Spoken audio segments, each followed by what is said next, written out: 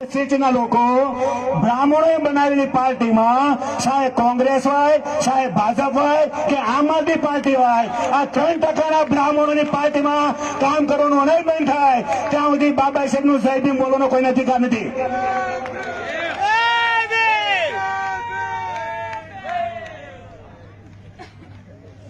મેં પુસ્તક વાંચ્યું હતું, અડધા ગાંધીના આંબેડકરવાદી છે અને અડધા ગોળવળકરના આંબેડકરવાદી છે. બાબા સાહેબના તો આંબેડકરવાદી છે જ નહીં. અડધા ગાંધીની ટીમને મજબૂત કરે છે, અડધા ગોળવળકરની ટીમને મજબૂત કરે છે. આપણે તો ક્યાં મજબૂત થવાના છીએ?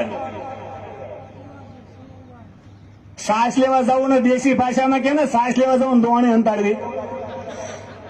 3% RSS ના લોકો બ્રાહ્મણો 4000 વાંડાઓ નાગપુરમાં યોજના બનાવે અને આપણે અહીંયા કામ કરીએ છીએ.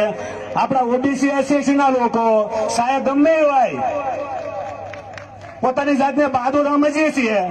સંવિધાનની હિસાબે ધારાસભ્ય બનીએ છીએ, સંવિધાનની હિસાબે સાંસદ બનીએ છીએ, મિનિસ્ટર બનીએ છીએ.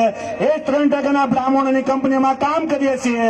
સંવિધાન જંતર મંતરમાં મેદાનમાં સળગાવે છે તો ભાજપ કોંગ્રેસની વાણિયા બ્રાહ્મણની પાર્ટીમાં કામ કરનારો ઓબીસી એસસી નો વ્યક્તિ કોઈ દિવસ બોલ્યો છો ખરા? વિધાનસભામાં કોઈ બોલ્યું ખરા? અને એ બાબા સાહેબની વિરુદ્ધમાં કામ કરનારા આજે કોંગ્રેસ ભાજપની પાર્ટીમાં કોઈ રાજીનામું આપ્યું ખરા?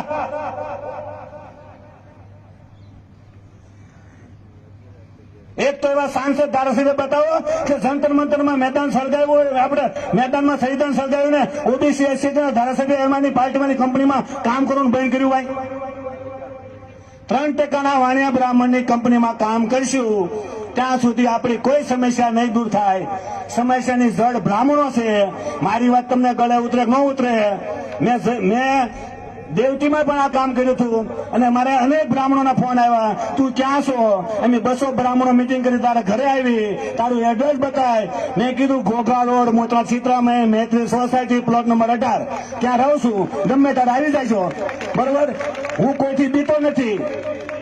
એટલે આપણે જય ભીમ બોલવું હોય તો અહીંયા સંકલ્પ કરવો પડશે. જેમ સંકલ્પ ભૂમિમાં બાબા સાહેબે લીધો હો કે હું મારા કસડાયેલા દબાયેલા સમાજ માટે કામ કરીશ, કોઈની ગુલામી નહીં કરું, તો અહીંયા તમે અસલી આંબેડકરવાદી હોવ તો આજે સંકલ્પ કરો કે હવે કોંગ્રેસ ભાજપ કે આમ આદમી પાર્ટી જેવા વાણિયા બ્રાહ્મણને મત નહીં દઈએ. સેવો આંબેડકરવાદી આઈબી વાળા પણ બેઠા હોય તો નોંધ લેજો. અહીંયા આઈબી વાળા નોંધ લેજો. તમારે તમારા આકાઓને કહેજો કે ધરમસિંહ દાપા ઓબીસી નો કોળીનો દીકરો આ રીતે બોલે છે. બહુ જાજુ નહીં કહેતા, અહીંયા મારું વક્તવ્ય પૂરું કરું છું. જય ભીમ, નમો બુદ્ધાય, જય ભારત. बहुत बहुत साधुवाद धरण सिंह भाई थापा. अब मैं बुलाना चाहती हूँ उत्तम भाई वसावा.